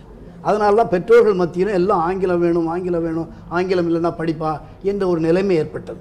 அதன் பிறகு தான் இது matriculation school, Anglo Indian school, oriental school இதெல்லாம் ஒன்றாக்கி சமச்சீர் வச்சாங்க. இப்போ சமச்சீர் வைக்கும் பொழுதும் அந்த மெட்ரிகுலேஷன் பள்ளிகள் பல பள்ளிகள் என்ன செய்கிறாங்க, சமச்சீரில் சரியில்லை, சிலபஸ் சரியில்லை, நாங்கள் வேறு எக்ஸ்ட்ராவாக கொடுக்க போகிறோம் அப்படின்னு பல பள்ளிகளில் இன்னும் எக்ஸ்ட்ரா ஒர்க்காக சிலதை கொடுத்து இதை வச்சுக்கிறாங்க. இதையும் ஒரு தடவை வச்சுக்கிறாங்க, எக்ஸ்ட்ரா நாங்கள் அதை கொடுக்குறோம் இதை கொடுக்குறோம்னு சொல்லி பேரண்ட்டை ஒரு மாயை ஏற்படுத்தி அந்த பணத்தை வசூல் நிதி வசூல் பண்ணுறது அதிகப்படியான அழுத்தம் அங்கே தான் இருக்குது, அழுத்தம் அங்கே தான் இருக்குது. ஆகையினால சிலபஸ்ங்கிறது அளவு இல்லை, அளவு படிக்கிற அளவு தேவையில்லை, எவ்வளவு படிக்கணும் அப்படிங்கிறது இல்லை, எப்படி படிக்கிறோங்கிறதான் முக்கியம். அதனால தான் சமச்சீர் கல்வியில் அந்த அளவை நாங்கள் பார்த்தோம். அவங்களுக்கு சொல்லிக் கொடுக்குற முறையில் சில மாற்றங்கள் போதும் அது போதும், இவ்வளவு படிக்கணும் அவசியம் இல்லை, இரவாள படிக்கணும். முதல்ல உங்களோட வாதம் சிலபஸம் பெருசா மாற்ற வேண்டியதில்லை, சொல்லிக் கொடுக்குற முறையை மாற்றணும், அதுதான் முக்கியம். அதுதான் கல்வியில் ஏற்படுகிற மாற்றம். சரி, அதை விட்டுட்டு அந்த மாணவர்களோட பாருங்க, அந்த நீட்டு தேர்வை நினச்சிக்கிட்டே பேசுகிறாங்க, ஐயோ நான் அங்கே போகணுமே அதனால ஒன்று. பல மாணவர்கள் நீங்கள் சொன்ன மிக தெளிவாக இருக்கிறாங்க, நாங்கள் 10ஆம் வகுப்புலேயே நாங்கள் பட்ட பாடு போதாதா, இன்னும் கொஞ்ச நாள் ஃப்ரீயாக இருந்தான்னா இல்லை என்ன யாரு கேடு அப்படின்னு நல்லாவே கேட்குறாங்க. அவர்கள் ஐயா சொன்னது மாதிரி எதிர்காலத்தை பற்றி இல்லை, எதிர்காலங்களை பற்றி வருகின்ற போது அந்த நிலைமையில் தன்னை எக்யூப் பண்ணிக்கிறோம். இப்போ எனக்கு ஹிந்தி தெரியாதுங்க உண்மையிலே, நான் டெல்லிக்கு போனால் ஒரு வாரம் கஷ்டப்படுவேன், பிறகு நான் அங்கே அட்ஜஸ்ட் பண்ணிக்கிறேன். அது மாதிரி இயல்பு தானே. அதே மாதிரி தான் ஒரு பாடங்களில் வருகின்ற போது பிராக்டிக்கலாக இருக்கும்போது பிராக்டிக்கலுக்கு போகும்போது அதை அவங்க அடாப்ட் பண்ணிக்கிற உண்டு. நான் ஆசிரியர் ரொம்ப எதிர்காலத்தை பத்தி குழப்பிக்க வேண்டாம் நீங்க சொல்றீங்க. ஒரு பின்புலத்தை கொடுத்தா போதும், ஒரு பின்புலத்தை கொடுத்தா போதும், அவர்களுக்கு அடிப்படையா இருக்க வேண்டிய அவர்களுக்கான ஸ்கில்ஸை கொடுத்துட்டா போதும், அவர்கள் குழப்பிக்குவாங்க நீங்க சொல்றீங்க. அந்த அளவுக்கு நம்முடைய பாடத்திட்டங்கள் இருந்தா போதுமே தவிர சும்மா ஏராளமான பாத்தீங்கன்னா அந்த சிபிஎஸ்இ புத்தகம்லாம் பாத்தீங்கன்னா இவ்வளவு கனம் இருக்கு, பாக்குறதுக்கே பயமா இருக்கு. எதையோ பார்த்து நம்ம காப்பி அடிக்க வேணாம் உங்களுடைய கருத்தா இருக்கு. அதாவது வளர்மதி நான் ஒண்ணே சொல்றேன், நம்முடைய தமிழ்நாடு மாநிலம் மிக தொன்மையான மாநிலம், அதில் ஹிஸ்ட்ரியெல்லாம் சொன்னால் ரொம்ப நேரம் ஆகும், டிஸ்கஷன் ஆகும். மிக தொன்மையான மாநிலம், நமக்குன்னு ஒரு பின்புலம் இருக்குது, நமக்குன்னு ஒரு மரபு, நம்முடைய மரபு ஒன்று இருக்குங்க, கல்வி மரபு நமக்கு இருக்குது. ஆங்கிலேயர் காலத்துலலாம் நம்முடைய மாநிலம்தான் பிற மாநிலங்களுக்கு ஐடியா கொடுத்தது. முன்னோடியா இருக்குது. தற்போது வரைக்கும் நம்ம தான் முன்னோடியா இருக்கிறோம். இன்னொருத்தர் உள்ள புகுற போது தான் நம்ம மோசம்னு அவங்க, ஏன்னா அவங்களுடைய தாழ்வு மனப்பான்மை விடுபடணும். இதை ஒரு பெற்றோரா திரு வளர்மதி அவர்கள் உங்கள்ட்ட கேட்க விரும்புறது என்னன்னா, இப்ப ஆங்கில வழி கல்வி தான் ஒரு சிறந்த கல்வி அப்படின்ற ஒரு மோகம் இருக்குது. ஆங்கிலம் என்பது ஒரு சாதாரண மொழி தான். அந்த மொழியில நம்ம படிக்கிறதன் மூலமா நம்மளுக்கு அறிவு வளர்றதோ, அதை திறன் வளர்றதோ நம்ம அதை வச்சு அளவிட முடியாது. அப்போ பெற்றோர் மத்தியில ஆங்கில வழி கல்வி, அதுக்கப்புறம் இன்டர்நேஷனல் ஸ்கூல்ன்ற ஒரு பிராண்டு, அப்புறம் ஐசிஎஸ்சி படிப்பு, சிபிஎஸ்சி படிப்பு, இந்த மாதிரியான சில வார்த்தைகளுக்காக மீது ஒரு மோகம், ஒரு தாக்கம் ஏற்படுத்தி தான் நம்ம பள்ளி இந்த கல்வி முறையே ஒரு வணிகமயமா ஆயிடுச்சு, ஒரு பிசினஸ் ஆயிடுச்சு அப்படின்ற ஒரு கருத்து இருக்கு. அதை நீங்க ஒரு பெற்றோரா நீங்க அதை எப்படி பாக்குறீங்க? சார், ஆங்கிலம் என்றது ஆங்கிலம் எல்லா இன்டர்நேஷனல் நாடுலையும் போய் நம்ம பேச போறோம். தமிழ் கல்வின்றது தமிழ்நாட்டுக்குள்ள தான் சார் இருக்கும். அப்போ ஆங்கிலம் கற்க வேண்டிய அவசியம் இருக்கிறது இல்லையா? ஆங்கிலம் ஒரு மொழியா கத்துக்கணும். அதுல ஒரு மொழியா கத்துட்டோம்னா அது இங்க தான் இருக்கும். அது கல்வி வழி கத்துண்டாதான் அது வெளிநாடுகளுக்கு இல்ல. நாம சிந்திக்கிறது நம்ம தாய்மொழியில தான் சிந்திக்கிறோம். இப்ப நான் என்னதான் ஆங்கிலம் பேசினாலும், நீங்க என்னதான் ஆங்கிலம் பேசினாலும், நீங்க சிந்திக்க போறது தமிழ்ல தான் சிந்திக்க போறீங்க. அதுதான் நீங்க மொழிபெயர்த்து தான் நீங்க ஆங்கிலத்துல பேச போறீங்க. அப்ப அடிப்படையில சிந்திக்கிறது தாய்மொழியில சிந்திக்கிறோம். அப்ப தாய்மொழியிலேயே படிச்சா இன்னும் சிந்தனை சக்தி பெருசா விரிவடையும் பொழுது அந்த மொழியும் கத்து வச்சுக்கிட்டோம்னா அப்ப நம்மளோட அறிவும் வளர்ந்துருக்கும், மொழி திறமையும் வளர்ந்துருக்கும்னு சொல்றோம். தாய்மொழி கல்வி நம்ம எந்த நாட்டில் இருக்கோமோ அதை பொறுத்து தான் அமையும். தாய்மொழி கல்வியோட ஆங்கில கல்வியோ இல்ல அதிகப்படியான கல்வியோ கற்கும் போது தான் நம்மளுடைய அறிவு திறமையும் அதிகமாகும். கல்வி அதிகப்படியா கற்கிறதுல எந்த ஒரு மாற்று கருத்தும் இல்ல. ஆங்கிலம் கற்கணும்ன்றதுல மாற்று கருத்தே இல்லை. கண்டிப்பாக ஆங்கிலம் தேவை. நிறைய அறிவியல், விஞ்ஞானம் எல்லாமே ஆங்கிலத்துல தான் இருக்கு. ஆங்கிலம் கண்டிப்பாக அவசியம், அதுல மாற்று கருத்தே இல்லை. ஆனா கேட்கறது என்னன்னா, 5வது வகுப்புக்கு முன்னாடியே எல்கேஜி யூகேஜில இருந்தே ஆங்கிலத்தை திணிக்கும் பொழுது வீட்டில் பேசுறது தமிழ்ல பேசுறோம். தமிழ்ல அவர்களுக்கு புரியுது, பல்வேறு விஷயங்கள் அவர்களுக்கு தெரியுது. அவர்கள் சிந்திக்கிறது தமிழ்ல தான் சிந்திக்கிறாங்க. சிறிய குழந்தை அவர்களுக்கு போய் ஆங்கிலத்தை சொல்லிக் கொடுக்கும் பொழுது அவர்கள் சிந்திக்கும் திறனையும் இழந்து அந்த மொழி அறிவையும் கத்துக்க முடியாம இப்ப நிறைய பேர் பாத்தீங்கன்னா ஆங்கிலம் முழுசா பேச மாட்டாங்க. 12ஆவது படிச்சு முடிச்ச இங்கிலீஷ் மீடியம் ஸ்கூல் குழந்தைங்களை பாத்தீங்கன்னா ஆங்கிலம் ஒழுங்கா பேச மாட்டாங்க, தமிழும் எழுத படிக்க சரியா தெரியாது. 2 கட்டான ஒரு நிலைமையில நிக்கிறதுக்கு தமிழை நல்லா தெளிவா படிச்சுட்டு நல்ல அறிவை வளர்த்து கொண்டு ஆங்கிலமும் கத்துக்கிட்டா அவர்கள் முன்னேறதற்கான வாய்ப்பு இருக்குமே கேட்கிறேன். ஏன்னா நல்ல மிகப்பெரிய சிறந்த சயின்டிஸ்ட் எல்லாமே மயில்சாமி, அண்ணாதுரை போன்றவர்கள் எல்லாருமே தாய்மொழி கல்வியில படிச்சுட்டு வந்துதான் இவ்வளவு பெரிய உயரத்துக்கு அடைஞ்சிருக்காங்க. ஆனா பெற்றோர் மத்தியில ஒரு ஆங்கில மோகம் இருக்குதான்றத கேள்வி கேட்கிறேன். ஆங்கில கல்வி தேவைதான் சார். ஆனா தாய்மொழி கல்வி அவசியம். நம்மளுடைய ஸ்டேட்டுக்கு எந்த ஸ்டேட் இருக்குமோ அந்த ஸ்டேட் கல்வியை படிக்கிறது தான் முக்கியம். அதுக்கு பிறகுதான் ஆங்கிலம் கற்று இல்லை அதுக்கு தேவை இல்லை வேற அது ஆங்கிலம் இல்லாத நாடுகளுக்குள்ள மொழியே கற்கிறோம். அது கூட அடிஷனல் லாங்குவேஜ் தான் இது. அப்போ சிறிய வயதிலேயே திணிக்கிறது நீங்களும் எதிர்க்கிறோம். தரமுள்ள கல்வி அமைச்சு கொடுக்கணும் சார். தரமுள்ள கல்வி உங்களை கோரிக்கையா இருக்கு. ஒரு மருத்துவரா இப்படி பல மொழிகள் கத்துக்கிறது நல்ல விஷயமா? ஏன்னா இப்போ எடுத்த உடனே ஆங்கிலம் படிக்கணும், ஹிந்தி படிக்கணும், தமிழ் படிக்கணும்னு சொல்லி ஒரு 3 வயது 4 வயது குழந்தைகிட்ட இவ்வளவு திணிக்கிறது சரியா இருக்குமா?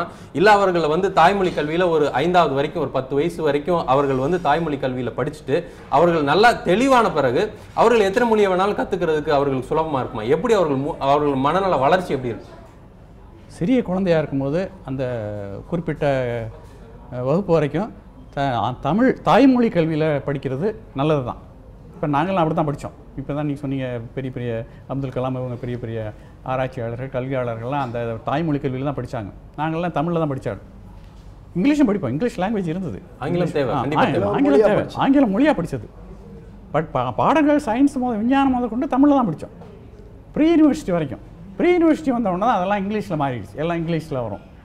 அப்போ தான் இங்கிலீஷில் எழுத வேண்டியிருந்தது. அப்போ ஈஸியாக பிக்கப் பண்ணிட்டோம். ஏன்னா உங்களுக்கு அது ஒரு பெரிய தடுமாற்றமாக தெரியல. ஏன்னா உங்கள் அறிவை வளர்த்துக்கிட்டீங்க. ஆங்கிலம் ஒரு மொழி, அந்த மொழியும் சேர்த்துக்கிட்டாச்சு. அவ்வளோதான். வேணா கூட கொஞ்சம் இவங்க சொல்கிறாப்புல பேரண்ட்ஸ் சொல்கிறாப்புல ஆங்கிலத்திலே கல்வி கற்றுருந்தா ஓரளவு கொஞ்சம் இங்கிலீஷ் மீடியத்தில் படிச்சிருந்தா ஓரளவு பேச்சு இவங்க இங்கிலீஷ் ஆங்கில பேச்சு திறமை வந்திருக்கும். அறிவு வளர்ந்துருக்குமான்றது அறிவே தான் இருக்கும். அறிவு வளர்ச்சி நம்ம தாய்மொழியில் படித்தது தான் அறிவு. அதுல மாற்றம் கிடையாது. சரி, அப்ப தாய்மொழி கல்வியும் ஒரு முக்கியமான ஒரு விஷயமா தான் இருக்குது. தற்போது மாணவர்கள் அழுத்தத்திற்குள்ளாகிறது குறித்த ஒரு தொகுப்பை தற்போது பார்க்கலாம். +1 பொதுத் தேர்வு அறிவிப்புக்கு கல்வியாளர்கள் தரப்பில் வரவேற்பே அதிகரித்து காணப்படுகிறது. மாணவர்களின் தரமும் குறிப்பாக அரசு பள்ளிகளின் தரமும் இனிதான் மேலோங்கும் என்கின்றனர் கல்வியாளர்கள். +1 தேர்வு பொதுத் தேர்வாக நடத்தப்படும் அடுத்த ஆண்டிலிருந்துங்கிற ஒரு நல்ல ஒரு வரவேற்கத்தக்க ஒரு அறிவிப்பாக தான் நம்ம வந்து பார்க்க வேண்டியிருக்கு. பொதுவாக பள்ளிக்கூடத்தில் ஒரு ஆரம்ப கட்டத்தில் சேர்க்கைக்கு ஒரு குறைந்தபட்ச வயதுங்கிறது நிர்ணயிக்கப்பட்டிருக்கு. அப்போ அந்த வயதுக்கேற்ற கல்வி தான் வந்து பாடத்திட்டங்கிறது. குறிப்பாக இப்போ 1ஆம் வகுப்புன்னா அந்த வகுப்பில் என்ன படிக்கணுங்கிறத வந்து மனிதவள மேம்பாட்டு வல்லுநர்கள் தீர்மானித்து அதற்கான பாடத்திட்டத்தை உருவாக்குறாங்க. அதே மாதிரி தான் 5ஆம் வகுப்பு, 8ஆம் வகுப்பு, 9, 10, 11, 12. இப்போ பொதுவாக பள்ளிக்கூடங்களில், அதுவும் குறிப்பாக தனியார் பள்ளிக்கூடங்களில், பெரிய பள்ளிக்கூடங்களில் 9ஆம் வகுப்பு பாடத்தையும் 11ஆம் வகுப்பு பாடத்தையும் நடத்தாமலே விட்டு விடுவது என்பது ஒரு நடைமுறையில் இருக்கக்கூடிய ஒரு விஷயமாக இருக்குது. அந்த விஷயத்தில் வந்து அந்த விஷயத்துக்கு ஒரு முற்றுப்புள்ளி வைக்கக்கூடிய முதல் கட்ட நடவடிக்கையாக தமிழக அரசு இந்த 11ஆம் வகுப்புக்கான பொதுத் தேர்வு என்ற அறிவிப்பு நிச்சயமாக ஒரு வரவேற்கத்தக்க ஒரு அமைப்பாக தான் நம்ம வந்து அறிவிப்பை நம்ம பார்க்க வேண்டியிருக்கணும். அதே சமயம் தொடர்ந்து 3 ஆண்டுகள் பொதுத் தேர்வு என்பது மாணவர்களை கடும் மன உளைச்சலுக்கு ஆளாக்கும் என எச்சரிக்கும் மனோதத்துவ நிபுண மருத்துவர் ராதாகிருஷ்ணன், இதனை போக்க மாணவர்களுக்கு கல்வி அறிவுடன் சமூக அறிவு மற்றும் உணர்வு அறிவு ஆகியவற்றை வளர்க்க வேண்டும் என அறிவுறுத்துகிறார். இது எதை ஃபோக்கஸ் பண்ணி இருக்குது அப்படின்னா அந்த ஐக்யூன்னு சொல்லுவோம், நுண்ணறிவு. இதனால் என்ன இம்பேலன்ஸ் ஆகுது அப்படின்னா மாணவர்களிடையே வந்து இந்த இக்யூ, இமோஷ்னல் இன்டெலிஜென்ஸ் சொல்லுவோம், உணர்வு அறிவு மேம்பாடு, இதை வந்து ரொம்ப குறைஞ்சி வர்றதுனால அவங்களுக்குள்ள சைக்கலாஜிக்கலாக வந்து இந்த ஸ்ட்ரெஸ்ஸை மேனேஜ் பண்ண முடியல, நிறைய மைண்ட் பிளாக்ஸ்ன்னு சொல்லக்கூடிய ஈஸியாக வந்து அப்செட் ஆகிடுறாங்க. இந்த டிப்ரெஷனுங்கிறத மன அழுத்தம் வந்து ஃப்ரீக்வெண்ட்டாக வந்து சூசைட்லலாம் நிறையா வருது. நம்ம இந்த ஆங்கிளில் ஃபோக்கஸ் பண்ணணும் அப்படின்னா இக்யூ, எஸ்கியூ சொல்லிக் கொடுக்கக்கூடிய ஒரு கல்வி நம்ம உள்ளே கொண்டு வரணும். அது நிறைய பள்ளிகள்லேயோ இல்லை கல்லூரிகளையோ வந்து இது 2ஆம் பட்சமாக தான் வச்சுருக்கிறாங்க. அதனால் என்ன மாதிரி பொதுத் தேர்வு வந்து ஃபஸ்ட் ஸ்டாண்டர்ட்லேருந்தே கொண்டு வந்தாலும் சரி, +2 அந்த பின்னாடி கொண்டு வந்தாலும் சரி, +1 கொண்டு வந்தாலும் மாணவர்களுக்கு வந்து ஒரே மாதிரியான ஒரு கல்வி முறையும் அதில் வந்து ஃபோர்ஸு, அதை ஸ்ட்ரெஸ் இல்லாமல் கொண்டு வர்றதுக்கு எப்படி படிக்க வைக்கணுங்கிற அந்த மெத்தேடுக்கெல்லாம் வந்து நம்ம மாணவர்களுக்கு வந்து நிறைய புரிய வைக்கிறதுக்கு கவனம் செலுத்தணும். 15 முதல் 18 வயது வரை இளைஞர்கள் கடும் மனக்குழப்பத்தில் இருக்கும் சமயத்தில் இதுபோன்ற தேர்வுகள் அவர்களை மேலும் குழப்பத்தில் ஆழ்த்தும் என்பதால் பெற்றோர்கள் அவர்களை அரவணைத்து செல்ல வேண்டும் என்பதும் இவரது கருத்தாக உள்ளது. ஸ்ட்ரெஸ்ஸுக்கான ஒரு ரிலீஃப் இல்லை, வடிகால் இல்லை. அதுக்கான நல்ல வடிகால் எங்கே இருக்குது அப்படின்னா மாணவர்களுக்கெல்லாம் வந்து நல்ல காலையிலேருந்து ஈவினிங் வரைக்கும் நல்லா படிக்கட்டும். ஈவினிங் அட்லீஸ்ட் ஒரு 1 hour அது வந்து they should spend with time with games. ஒரு மைண்ட் ரிலாக்ஸேஷனுக்கு வந்து நல்லா கேம்ஸ் விளையாடணும். அப்போ தான் உடல் ரீதியாக அவங்க நல்லா ரிலாக்ஸ் ஆவாங்க. நல்ல ஃப்ரெண்ட்ஸுக்கூட அவங்க நல்ல விஷயங்களை பேச வைக்கணும். பேரண்ட்ஸுக்குள்ள அவங்க கூட டைம் ஸ்பெண்ட் பண்ணி சோஷியலைஸ் ஆகணும், நல்லா ஃப்ரெண்ட்லியாக இருக்கணும். இதெல்லாம் வந்து அவங்களுடைய ஸ்ட்ரெஸ்ஸை நல்லா ரிலீவ் பண்ணிவிடும். அப்போ வந்து அவங்க நல்ல கான்ஃபிடெண்ட்டாக படிப்பாங்க, மனபலத்தோடு படிக்க முடியும். இதெல்லாம் தான் வந்து இப்போ தேவையுடைய நம்ம கவனம் பூரா எதில் இருக்கணும்னா மாணவர்களை வந்து தயார்படுத்துறப்போ மன ரீதியாக அவங்களுக்கு இந்த இமோஷ்னல் டிஸ்டர்பன்ஸ் இல்லாமல் கொண்டு வரணும். அதுக்கான ரெமெடின்னு சொல்லக்கூடிய தீர்வு சோசியல் இன்டெலிஜென்ஸ் சொல்லக்கூடிய சமூக அறிவு வந்து நம்ம கொடுக்கணும். அந்த மாதிரி ஒரு கல்வி முறை உளவியல் சார்ந்த நிறைய நுணுக்கங்கள் அவங்களுக்கு சப்போர்ட்டிவாகவும், இந்த படிப்பே வந்து ஒரு அவங்க ரொம்ப விரும்பி படிக்கணும். அந்த படிப்புங்கிறது ஒரு கலை, அதை என்ஜாய் பண்ணி பண்ணணும். மாணவர்களின் நலனில் அக்கறை செலுத்த வேண்டியது அரசு மட்டுமல்ல, பெற்றோரும் தான். எனவே பெற்றோரும் தங்கள் பிள்ளைகளின் கல்வி விஷயத்தில் கூடுதல் அக்கறை செலுத்த வேண்டும். 8 திசை நிகழ்ச்சிக்காக கோவை செய்தியாளர் காமராஜுடன் திருக்குமரன். மாணவர்கள் எந்த அளவுக்கு அழுத்தத்துக்குள்ளாராங்க என்பதை குறித்து ஒரு தொகுப்பை பார்த்தோம். தற்போது ஒரு கல்வியாளராக நீங்கள் இந்த தொழிற்கல்வியை பற்றி என்ன நினைக்கிறீங்க? ஏன்னா 11ஆவது நீங்கள் SSLC பற்றி பேசுனீங்க, 11ஆவது வகுப்பு 12ஆவது வகுப்பு செல்லாமல் அதற்கு தொழிற்கல்வி அப்படின்ற ஒரு முறை, அந்த முறை சரிதானா? அதுக்கு பெரிய அளவு முக்கியத்துவம் கொடுக்கல. 10ஆவதுல நிறைய மார்க் வாங்காத பசங்க தான் போவாங்க, அது அப்படின்ற ஒரு நிலை ஒரு தோற்றம் இருக்குது. அதை குறித்து உங்களுக்கு? அதாவது இப்போ இந்த 2016 நடுவண் அரசு ஒரு ரெக்கமெண்டேஷன்ஸ் கொடுத்துருங்க கல்விக் கொள்கையில். அதில் இந்த மாதிரி ஒரு தொழிற்கல்விக்கு அதாவது 5ஆவது வகுப்புலேருந்து பிரித்து விடணும், 10ஆவது வகுப்புலேருந்து பிரித்து விடணும், 12ஆவது வகுப்புலேருந்து பிரித்து விடணும் அப்படிங்கிறது மாதிரி அங்கே ரெக்கமெண்டேஷன்லாம் இருக்குது. ஒரு 10ஆவது வகுப்பு முடித்த மாணவன், 16 வயசு மாணவன் ஐயா சொன்னது போல் வாழ்க்கையை பற்றி என்ன தெரிந்திருப்பான்? அப்போது இன்னும் அவனுக்கு தேவை இருக்குது, அறிவு தேவை இருக்குது. அதனால் உடனே அவனை ஒரு தொழிலுக்கு அனுப்பணும், ஒரு சாதாரணமான ஸ்கில் லேபராக தான் இருக்கணும் அப்படின்னு அவசியம் இல்லை. ஸ்கில் லேபராக இருக்கலாம், அதில் ஒன்றும் தவறு இல்லை, தொழிலில் தவறு இல்லை. ஆனால் அவன் முடிவு பண்ணாமல் நாமே என்ன செய்கிறது, இந்த மாதிரி நீ மார்க் குறைவாக எடுத்துட்ட அதனால் நீ தொழிலுக்கு அப்படி தான் சொல்ல போகிறோம். நம்ம சொல்ல போகிறது அப்படி தான் சொல்ல போகிறோம். நீ மார்க் சரியாக எடுக்கலன்னு. மார்க் சரியாக எடுக்காது யார் காரணம்? ஆசிரியர் தான் காரணம், படிப்பு தான் காரணம். அவன் காரணம் இல்லை. சைக்காலஜி சொல்லுவாங்க ஆற்றல் எல்லாருக்கும் இருக்குது. ஆகவே மார்க்கை வைத்து கொண்டு இந்த மாதிரி போகக்கூடிய ஒரு நிலை முன்னாலே வந்தது நம்ம நாட்டில். வேற ஒரு திசையில் வந்தது. அதாவது மாணவர்கள் ரொம்ப நேரம் படிக்க வேண்டாம், அவர் வேண்டாம், அவர் பெற்றோர்களுக்கு உதவட்டும், அதனால் பாதி நேரம் இருக்கட்டும், பாதி நேரம் போகட்டும் அப்படின்னு ஒரு மறைமுகமான ஒரு கல்வி வந்தது. எல்லாரும் அது குலக்கல்வி திட்டம்னு அவங்க சொல்லலை. அது குலக்கல்வி திட்டம்னு அதுக்கு பேரை கொடுத்ததே தந்தை பெரியார் தான். அந்த மாதிரி கொண்டு வராங்க அப்படின்னு சொன்னாங்க. அப்போ அதே மாதிரி தான் அந்த லெவல் தான் இப்போ வருதுங்க. அந்த அதாவது இன்புட்ஸை நீங்கள் பார்த்தீங்கன்னா அப்படி தான் இருக்குதுங்க. ஒவ்வொரு இதுலேயும் அவனை ஃபில்டர் பண்ணணும்.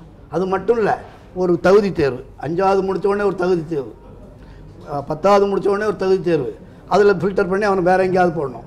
12வது முடித்த உடனே ஒரு தகுதி தேர்வு. அப்போது அதுக்கு அடுத்தால ஒவ்வொன்றுக்கும் ஒரு தகுதி தேர்வு மட்டும் இல்லை, எக்ஸிட் எக்ஸாம். இப்போ எம்பிபிஎஸ் இருக்கு பாருங்க, இப்போ ஒரு தகுதி தேர்வு நீட்னு வைக்கிறாங்க. நீட்டு வச்சுட்டு அவன் படிச்சுட்டு எம்பிபிஎஸ் முடித்த உடனே அவன் வெளியே பெற முடியாதுங்க. அது வருது, நான் பின்னால் வருது பாருங்க, அதுக்கப்புறம் வருது பாருங்க, இந்த திட்டத்தில் வருது. ஒருத்தர் எம்பிபிஎஸ் முடித்த உடனே அவன் வேலைக்கு போகிறதுக்காக எக்ஸிட் தேர்வான். இப்போ நடத்துக்கலாம் பாருங்க. ஆசிரியரை 2 வருஷம் உட்காந்து படிக்கிறாங்க. 2 வருஷம் ஆசிரியர், என்னை போன்ற ஆசிரியர் பயிற்சி கொடுக்குறாங்க, 2 வருஷம் ப்ராக்டிஸ் கொடுக்குறாங்க, 2 வருஷம் சிலபஸ் இருக்குது படிக்கிறேன். இன்னும் நீ லாயக்கு இல்லை, அடுத்தால டெட்டுன்னு ஒரு எக்ஸாம் எழுதுங்கிறாங்க. இதெல்லாம் நாம சமுதாயத்தில் இப்போ தான் முன்னேறிக்கிட்டு வர்றோம். இதில் ரொம்ப சமுதாய சூழல்ல இருந்து வெளியே வரோம். பல ஆண்டுகளாக அழுத்தப்பட்ட மக்கள் இந்த சமுதாய சூழலில் ஒரு தவறான கருத்துக்களை முன்வைத்து கொண்டு நமக்கு படிப்பு வராது, இது வராது என்று பல பேர் நினைக்கிறாங்க. இன்னும் நினைக்கிறாங்க அவனுக்கு படிப்பு வரும், நமக்கு படிப்பு வராதுன்னு சொல்கிறாங்க. எஜுகேஷன் நான் சொல்கிறதே இல்லை, எல்லாருக்கும் படிப்பு வரும். இதை வைத்து கொண்டு இந்த மாதிரி தேர்வுகள் என்று சொன்னாலே இது எங்கேயோ வேற ஒரு திசையை போகுதுங்க. தொடர்ச்சியா தேர்வுகள் வேற ஒரு திசையில போகுது. அழுத்தப்பட்டவர்களை, ஒடுக்கப்பட்டவர்கள் மேலும் வரக்கூடாது என்பதற்கான ஒரு ரகசியமான பாதையாக தான் நான் பார்க்கிறேன். உள்நோக்கங்கள் இருக்கு அப்படின்னு சொல்றீங்க. இதை உங்கள் இறுதி கருத்தா நான் எடுத்துக்கிறேன். ஒரு மருத்துவரா நீங்க தொழிற்கல்வி குறித்து கல்வியாளராக ஐயா சொன்னாங்க. இது மாதிரி அவர்களுக்கு தேர்வு செய்ய முடியாது. 15 வயசுல அவர்களுக்கு 10வது முடிச்சிருப்பாங்க, அவர்களுக்கு தேர்வு செய்ய முடியாது. என்ன விருப்பம்ன்றதே அவங்களுக்கு தெரியாது, என்னெல்லாம் வாய்ப்பு இருக்குன்னு அவர்களுக்கு தெரியாது. ஆனால் இப்படி பொதுவாகவே படிச்சுட்டு போகிறது சரியா? 12வது வரைக்கும் பொதுவாக படிக்கிறோம். இப்படி பொதுவான விஷயங்கள் நிறைய படிச்சுட்டு போகிறது சரியா, இல்லை ஏதோ ஒரு இடத்துல அவர்கள் வந்து இந்த துறை தான் தான் போகணும் அப்படின்ற ஒரு தேர்வு எடுக்கணும்? அதான் அந்த நான் ஏற்கனவே சொன்னது போல் அவங்களுக்கு எந்த சப்ஜெக்டில் ஒரு இன்ட்ரெஸ்ட் இருக்கோ, எதில் ஆர்வம் இருக்கோ, எதில் திறமை இருக்கோ, அதுக்கேற்றாப்புல அவங்களுக்கு ஒரு சில சப்ஜெக்ட்ஸ் கொடுக்கலாம். இப்போ மேத்தமெட்டிக்ஸ் ஒரு சில பேருக்கு வேண்டான்னு சொன்னேன், சயின்ஸ் எடுத்துக்கலாம். அதோட சயின்ஸோட சேர்த்து வேறு சில சப்ஜெக்ட், ஆப்ஷனல் சப்ஜெக்ட்ஸை எக்ஸ்ட்ரா சேர்க்கலாம். சில பையங்களுக்கு இந்த கம்ப்யூட்டர்னால் ரொம்ப இன்ட்ரெஸ்ட் இருக்கும், அதில் நிறைய ப்ரோக்ராம்ஸ்லாம் போடுவாங்க, அதில் ரொம்ப இன்ட்ரெஸ்ட் இருக்கும். அந்த மாதிரி சில சப்ஜெக்ட்ஸை அதோட சேர்த்து விடலாம். ஸோ அவங்களுக்கு ஆப்ஷனலாக அவங்க சயின்ஸு ப்ளஸ் இதை சேர்த்துக்கலாம். ஹிஸ்ட்ரி பிடிக்கலன்னா ஹிஸ்ட்ரி விட்டுக்கலாம். ஹிஸ்ட்ரி பிடிச்சிருந்ததுன்னா ஹிஸ்ட்ரியை வச்சுக்கிட்டு இதில் அவர்களே தேர்வு செய்யறதுக்கான ஒரு வாய்ப்பு கொடுக்கும். இவங்களே வந்து இந்த 4 சப்ஜெக்ட் தான் எடுக்கணும், இந்த 4 சப்ஜெக்ட் தான் எடுக்கணும் இல்லாம இவர்களா தேர்வு செய்யறதுக்கு நிறைய ஆப்ஷன்ஸ் இருக்கணும். அது குரூப் 1 குரூப் 2னு பிரிக்காம நீ இந்த சப்ஜெக்ட் இருக்கு, நீ எந்தெல்லாம் வேணுமோ நீ எடுத்து போட்டுக்கோ அப்படின்னு முடிச்சிட்டு போனதுக்கு அப்புறம் அதே சப்ஜெக்ட்லயே அவன் அப்படியே ஸ்பெஷலைஸ் பண்ணி போறதுக்கு வாய்ப்பு இருக்கும். சரி, இதுல ஒரு ஃப்ளெக்சிபிலிட்டி கொண்டு வரணும்ன்றதை நீங்க சொல்றீங்க. இதை உங்களை இறுதிக்கட்ட கருத்தை எடுத்துக்கிறேன். ஒரு பெற்றோரா உங்களுடைய கருத்து, உங்களுடைய எதிர்பார்ப்பு அரசாங்கத்திட்ட இருந்து நீங்க நல்ல கல்வி, தரமான கல்வி வேணும்னு நீங்க எதிர்பார்க்குறீங்க, அதுல மாற்று கருத்து இல்லை. இன்னும் வேற என்ன விஷயங்கள் தேர்வை நீங்க வரவேற்கிறேன்னு சொன்னீங்க, ஆனா இதையும் தாண்டி வேற என்ன விஷயங்கள் அரசாங்கம் செய்யணும்னு நினைக்கிறீங்க? குழந்தைங்களுக்கு வந்து அதிகப்படியான மன அழுத்தத்தை கொடுக்காம தரமுள்ள கல்வியா, இப்போ நீட் எக்ஸாம் எழுதும் போது நம்ம மெட்ரிகுலேஷன்ல இருந்து போற ஸ்டூடெண்ட்ஸுக்கும் சிபிஎஸ்இ போற ஸ்டூடெண்ட்ஸுக்கும் நிறைய டிஃபரன்ஸ் இருக்கு. ஏன்னா ஃபண்டமெண்டல் நீங்க காமன் எக்ஸாம் எழுதும் போது +2ல அங்க ஃபண்டமெண்டல் படிக்காம +2க்கு வரும்போது அதோட சேர்த்து இவங்க படிக்கிறதுனால இந்த நீட்டுக்கு எதிர்பார்க்கும் போது இவங்களால அதை ஈடுகட்ட முடியல. அதனால அவங்கள ரொம்ப கஷ்டப்படுத்துறாங்க. இது மாதிரி ரொம்ப ப்ரெஷர் கொடுக்காம ஸ்டூடெண்ட்ஸுக்கு இந்த காமன் எக்ஸாம் அவங்களால முடியறன்ற பட்சத்துல நல்லா பண்றதுக்கு கவர்மெண்ட் கண்டிப்பா. நீட்டுக்கான விவாதம் ஒரு பெரிய விவாதம். ஆனா அவர்கள் வந்து ஒரு நல்ல மருத்துவ படிப்புக்கான வாய்ப்புகளை ஏற்படுத்தணும். அதற்கான இதுல இன்னும் ஒரு விஷயம், இப்போ இந்த படிப்புக்கு ஆப்ஷனல் சப்ஜெக்ட்ஸ் சொன்ன பாருங்க, அதோட சேர்த்து மாணவர்களுக்கு இப்போ தற்காலத்தில் எக்ஸ்ட்ரா கரிக்குலர் ஆக்டிவிட்டீஸ், நம்ம ஒரு சைக்காலஜிஸ்ட் வந்து சொன்னார் பாருங்க, எக்ஸ்ட்ரா கரிக்குலர் ஆக்டிவிட்டீஸ் இல்லை. ஒரு என்சிசி, அந்த காலத்தில் என்சிசி இதெல்லாம் உண்டு. எல்லாமே இருக்குது. எல்லாத்தையும் இருக்குது. இப்போ பிடி பீரியடே விடுறது இல்ல. அதே வந்து மேத்ஸ் டீச்சர் எடுத்துக்கிட்டாங்க, சயின்ஸ் டீச்சர் எடுத்துக்கிட்டாங்க. 9வது வகுப்போட முடிஞ்சிருச்சு.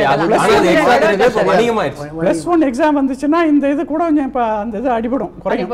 9th முடிஞ்சிடும். ஆமா 9th முடிஞ்சிடும். அவர்களுக்கான வாய்ப்புகள் இருக்காது. ஸ்போர்ட்ஸ்ல இன்வால்வ்மென்ட் அவ்வளவு இருக்காது. நிச்சயமா இந்த கருத்தை அரசாங்கம் இந்த கருத்தை எடுத்துக்கணும்ன்றத நிச்சயமா வலியுறுத்துவோம். பல்வேறு நல்ல விஷயங்களை நாம் விவாதித்தோம். 11ஆம் வகுப்பு மாணவர்களுக்கான பொதுத் தேர்வு என்பது ஒரு நல்ல எண்ணத்தில் அவர்கள் எடுத்த முடிவாக இருந்தாலும் பல்வேறு விஷயங்களை யோசிக்க வேண்டியதாக இருக்குது. தொடர்ச்சியான மாணவர்கள் தொடர்ச்சியாக தேர்வு எழுதியிருந்தால் மாணவர்களுக்கான மனநிலை, அவர்களுக்கான அழுத்தம், இதை கணக்கில் கொள்ள வேண்டும். அது மட்டும் இல்லாமல் பாடத்திட்டத்தில் எந்தெந்த முறையில் மாற்றம் ஏற்படுத்த வேண்டும், பாடத்திட்டத்தில் மாற்றம் ஏற்படுத்தணுமா, தேர்வு முறையில் மாற்றம் ஏற்படுத்த வேண்டுமா, கல்வி கற்றுக் கொடுக்கும் முறையில் மாற்றம் ஏற்படுத்த விடுமா என்பதை நாம் மனதில் கொள்ள வேண்டும். அது மட்டும் இல்லாமல் தாய்மொழி வழி கல்வியின் முக்கியத்துவம் அதையும் அரசாங்கம் கருத்தில் கொள்ள வேண்டும். அனைத்தையும் கருத்தில் கொண்டு ஒரு முடிவு எடுக்க வேண்டும் என்பதுதான் 8 திசை நிகழ்ச்சியின் பார்வையாக இருக்கின்றது. இந்த நிகழ்ச்சியில் கலந்து கொண்ட விருந்தினர்கள் உங்கள் அனைவருக்கும் நன்றி. இந்த நிகழ்ச்சியை பார்த்த நேயர்கள் உங்களுக்கும் நன்றி. மீண்டும் ஒரு நல்ல நிகழ்ச்சியில் சந்திக்கின்ற நேயர்களே, நன்றி, வணக்கம்.